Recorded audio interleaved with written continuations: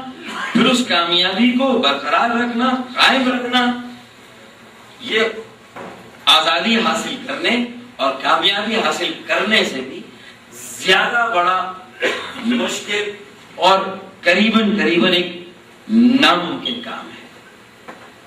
اس وقت پاکستانی قوم کے سامنے جو سب سے بڑا سوال ہے، وہ سب سے بڑا جو چیلنج ہے وہ یہ ہے کہ ہم کس طرح اپنی آزادی کو قائم رکھ سکیں، کس طرح ہم اپنی آزادی کو برقرار رکھ سکیں۔ اب یہاں مجھ سے جو پہلے تقریریں ہوئی اس میں یہ بہت ساری باتیں آئیں، دونوں باتیں آئیں۔ ایک طرف تو اور آج کے اس دور میں جو کہ which is an era of political economy، یہ سیاسی معیشت کا دور ہے کہ جہاں معیشت سیاست کے گھوڑے پہ سواری کرتی ہے۔ وہ دن گئے کہ جب سیاست معیشت پر درے برساتی تھی، کوڑے برساتی تھی۔ اب معیشت سیاست کو ڈکٹیٹ کرتی ہے، درست یا غلط؟ ہمارے امریکہ کے ساتھ کتنے ہی تعلقات خراب ہو جائیں، سیاسی طور پر شاید ہم اسے افورڈ کر سکتے ہیں، ہم اس کے متحمل ہو سکتے ہیں، لیکن ہمارے تعلقات بل گیٹس کے امریکہ کے ساتھ خراب ہو جائیں، ہم اس بات کو برداشت نہیں کر سکتے، ہم اس بات کے متحمل نہیں ہو سکتے۔ بات سمجھ رہے ہیں آپ؟ نہیں سمجھ رہے؟ اس کا مطلب یہ ہے کہ بات اب روایتی معنوں میں جو پاکستان کی سیاست کے حوالے سے یا دنیا کی سیاست کے حوالے سے کہتے ہیں نا کہ جنرل کیانی کے ہاتھ میں معاملات اور اختیارات ہیں، یا جنرل کولن پاول کے ہاتھ میں تھے، یا جنرل جو اینڈریو پیٹروس ہے اس کے ہاتھ میں ہے، یا مائک ملن جو پاکستان آتا ہے اس کے ہاتھ میں ہے۔ اصل پوری دنیا کے معاملات اگر آپ غور سے دیکھیں تو نہ جنرل کیانی کے ہاتھ میں ہے، نہ مائک ملن کے ہاتھ میں ہے، نہ اینڈریو پیٹروس کے ہاتھ میں ہے، نہ کولن پاول کے ہاتھ میں، بلکہ اب اس دنیا کے اگر معاملات کسی کے ہاتھ میں ہیں تو وہ جنرل الیکٹرک کے ہاتھ میں ہے، جنرل موٹرز کے ہاتھ میں ہے، جنرل ٹائرز کے ہاتھ میں ہے۔ کیونکہ سمجھنا یہ ہے کہ دنیا کی معیشتوں سے زیادہ بڑی معیشت، دنیا کی بڑی جو 40 کارپوریٹ آرگنائزیشن ہے، ان کی معیشت دنیا کی معیشتوں سے، دنیا کے ملکوں کی معیشتوں سے زیادہ ہے۔ درست یا غلط؟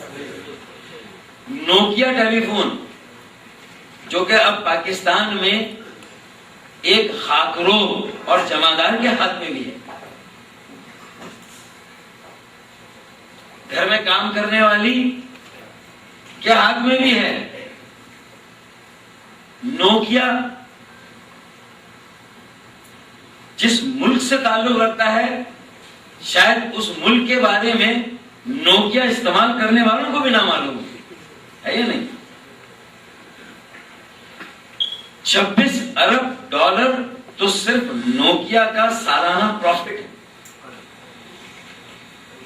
وہ جو اس کی معیشت اور جو اس کی سرکولیشن ہے، ٹرن اوور، وہ تو اپنی جگہ پر دوسری بات، صرف جو نیٹ پروفٹ ہے وہ 26 ارب ڈالر ہے۔ چینیوں کی طرح، کورین کی طرح، ملیشینز کی طرح اگر ہم نے بھی لینڈ آف اپرچونٹی میں اپنا دماغ لگا کر ایک ایسا ماحول اگر ہمارے حکمرانوں نے ہمیں فراہم کیا ہوتا تو یہ نوکیا جو فن لینڈ میں بن رہا ہے، میں بہت دعوے کے ساتھ کہہ سکتا ہوں کہ اس سے اچھی کوالٹی کا نوکیا لیاقت آباد کے اندر بن سکتا ہے۔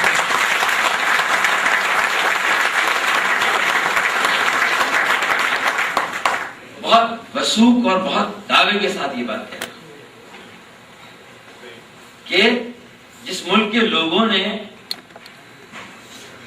اپنی ایئر لائن کو تھوڑا سا چھوڑا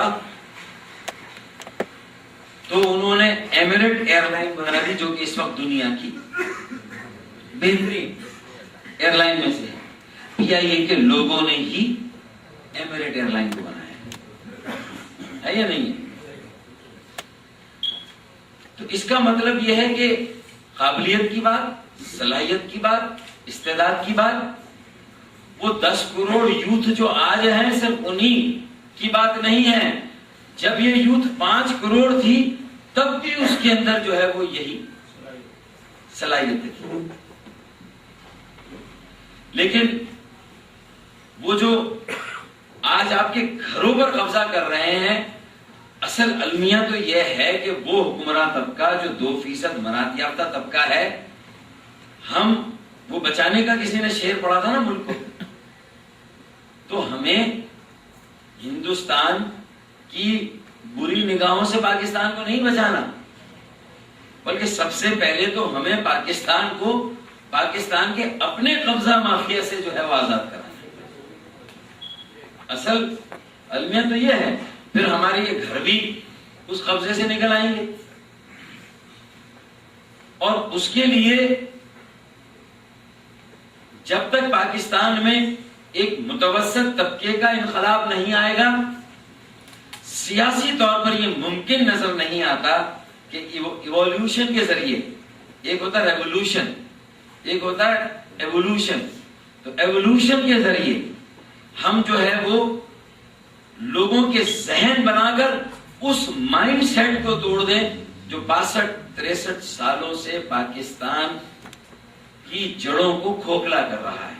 وہ جو 2% مناعت یافتہ طبقہ ہے، جس میں جاگیردار بھی ہیں، جس میں سردار بھی ہیں، خوانین بھی ہیں، چودھری بھی ہیں، بڑے بڑے سرمایہ دار بھی ہیں. پوائنٹ لیا آپ نے؟ یہ 2% مناعت یافتہ طبقہ ایک موروثی سیاست ہے یا نہیں ہے؟ ایک موروثی سیاست ہے کہ 1500 خاندان ہیں جو پاکستان کی جمہوریت کے بینیفیشری ہیں. کتنے خاندان ہیں؟ 1500 خاندان ہیں. ایک ہی خاندان کے مامے چاچے قومی اسمبلی میں، بھانجے بھتیجے صوبائی اسمبلی میں، پوتے اور نواسے ضلعی اور ٹاؤن کی اسمبلیوں میں اور حکومتوں میں. تو پھر نند اور نندوئی کہاں جائیں گے؟